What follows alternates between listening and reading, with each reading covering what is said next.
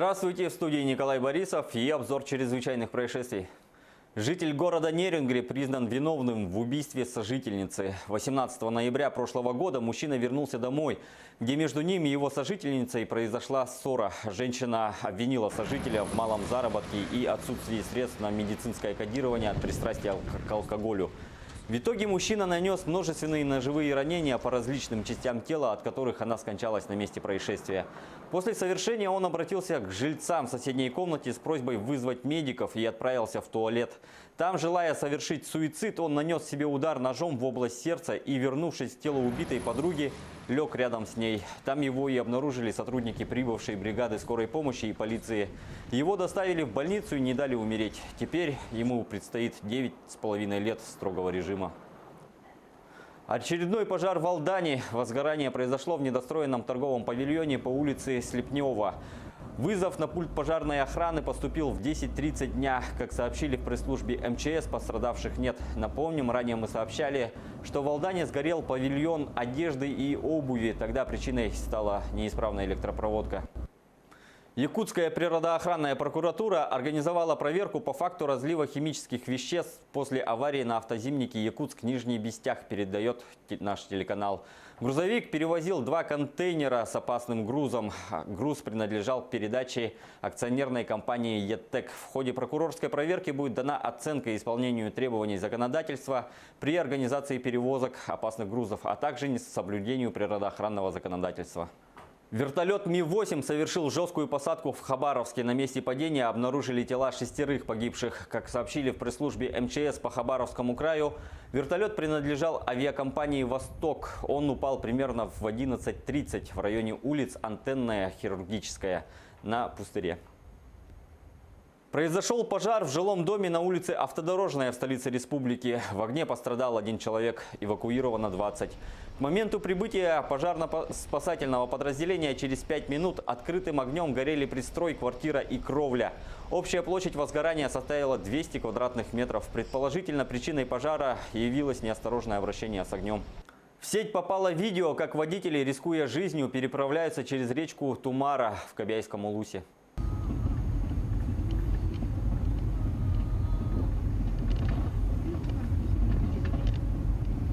С начала этого года на территории республики зафиксировали более 90 тысяч нарушений правил дорожного движения. На сегодняшний день на дорогах Якутии работает 56 камер видеофиксации. Из них в столице работает 25. В ближайшее время управление госавтоинспекции дополнительно установит еще 3 на перекрестках. Камера фиксирует такие правонарушения, как превышение скорости, нарушение двойной сплошной линии, выезд на стоп-линию, проезд на красный сигнал светофора.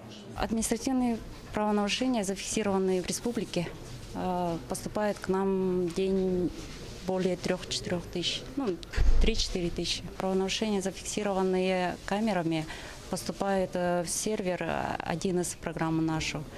Потом обрабатывается и направляется в электронную подпись.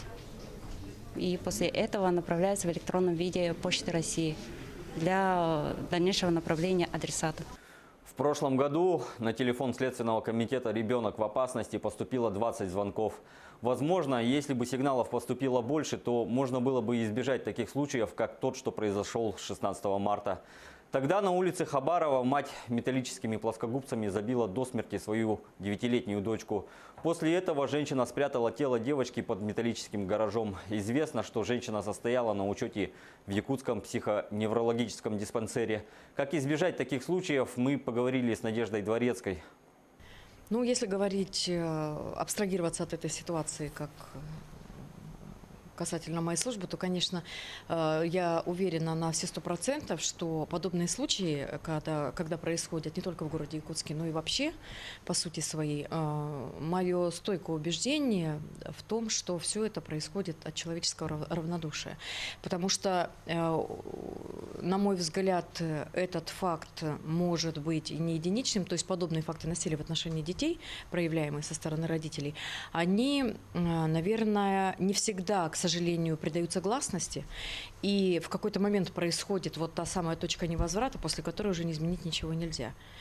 И как раз-таки вот Следственное управление, оно в рамках расследования, наверное, каждого уголовного дела, которое относится к категории преступлений, насильственных преступлений, совершаемых в отношении несовершеннолетних, наши следователи пытаются выяснить не только все обстоятельства произошедшего и найти виновного, но и в том числе мы выясняем причины произошедшего. То есть что послужило причиной этой трагедии. Может быть, были какие-то предпосылки, однако соответствующие службы или кто-то, обычные люди, граждане, вовремя не отреагировали, и в результате произошло вот то, что, собственно говоря, и случилось. Мы готовы рассмотреть сообщения даже такого плана, когда, допустим, соседи сообщают, что где-то длительное время плачет ребенок. Такие сообщения к нам поступают. Хочется сказать, что любой звонок, который может быть сделан вовремя, он действительно способен предотвратить какой-то очередной трагический случай и действительно может спасти детскую жизнь. Поэтому мы призываем жителей республики активнее использовать данное средство связи со Следственным управлением. И если известны какие-то факты уже совершенного насилия в отношении детей, либо если есть информация о каких-то готовящихся преступлениях, либо даже вполне может быть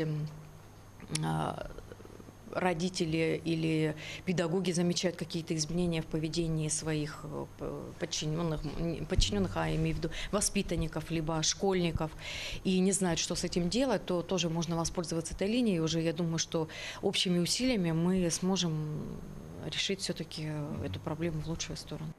На этом все. Берегите себя и не оставайтесь равнодушными.